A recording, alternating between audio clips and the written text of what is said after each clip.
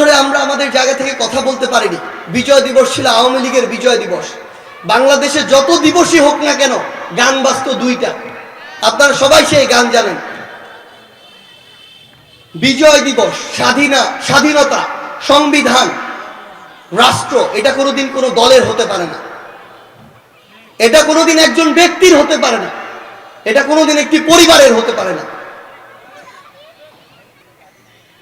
যারা এর বিপক্ষে বিগত 16 বছরে কথা বলেছে তাদেরকে গুম করা হয়েছে, খুন করা হয়েছে, হত্যা করা হয়েছে।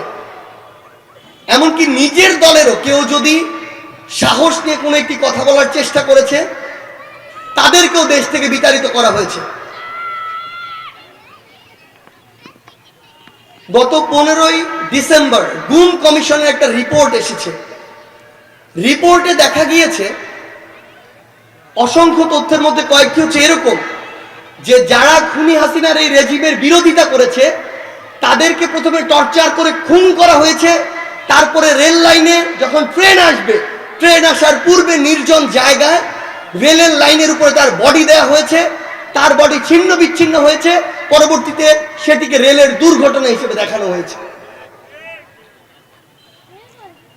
এমন অসংখ্য মানুষ ওই নির্মম নির্যাতনের বর্ণনা এসেছে যারা শুধু কথা বলতো দেখে, খুনি হাসিনার অপকর্মের প্রতিবাদ করেছিল দেখে, ফেসবুকে একটা স্ট্যাটাস দিয়েছিল দেখে জীবন্ত একটা মানুষের ঠোঁটকে সেলাই করে দেওয়া হয়েছিল।